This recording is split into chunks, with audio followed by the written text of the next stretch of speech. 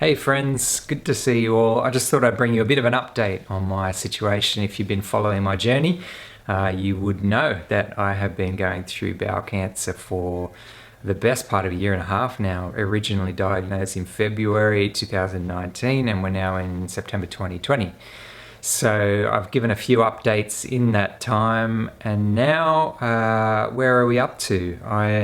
If I look at my phone here, it's because I've forgotten a lot of what's happened actually. You tend to get to a point where this is kind of a job and you're not really tracking what you're doing. You're just kind of going in and doing it because you know you have to. But at the moment, I've just started my third round of chemotherapy. I did my first round of 6 last week, and I'm thankful that I can function reasonably well. You might be able to see that my face is a little bit red and peeling.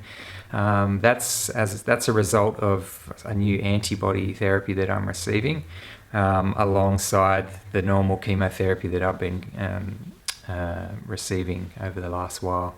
And the reason I'm on chemo again is because after my last liver operation, which was I think in, I can't even remember, a couple of months ago, there was a return of some tumours in my liver for the third time. And so naturally they looked at a few different options. Operating was a possibility, but I think they were just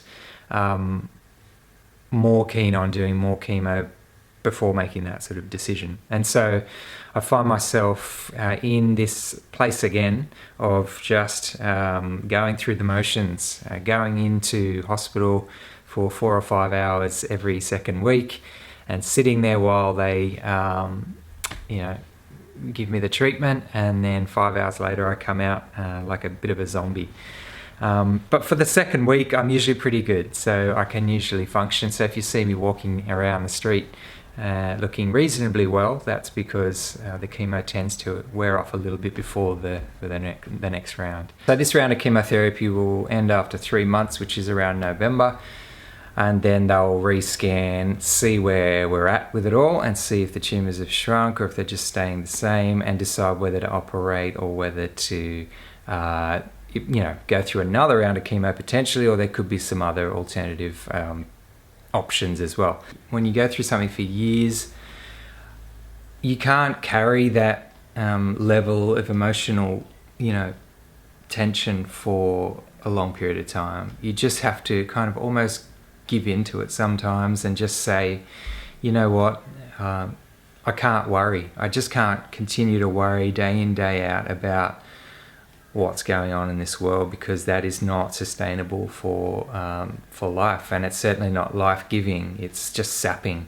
Anyone that knows me would know that it's really ultimately my faith that keeps me grounded, that keeps me hopeful, because not hopeful in the sense that God's going to heal me, or of course that is a hope, we all hope for that, but more the greater hope, the eternal perspective that I feel I need to keep in order to maintain a level of joy beneath the surface. And that joy is real for me. Like I know that for some people that would be potentially laughable. For some people that might be threatening. But that's my reality. My reality and understanding of the world as we know it is that God does exist and God does care. And so for me, that has been the strength that I have drawn on from the very beginning, and will continue to do so each and every day, because this is an unpredictable life regardless of whether you have cancer or not. If there's no hope beyond what we have here, then why wouldn't it be a dark place? Why wouldn't we be depressed? Why wouldn't we be anxious and fearful? So I suppose, in all truthfulness, that is where I'm at. That's my latest update. In all of my spare time, I've also been pursuing my film stuff that I've loved to do. That gives me a sense of purpose often.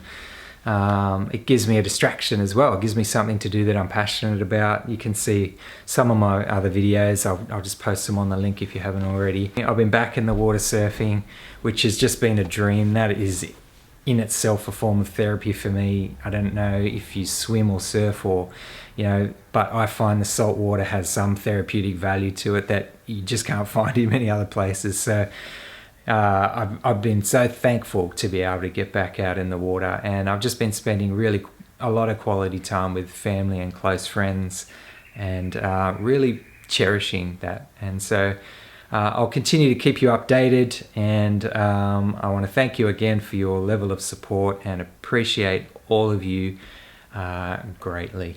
See you soon in the street or on another video. Bye.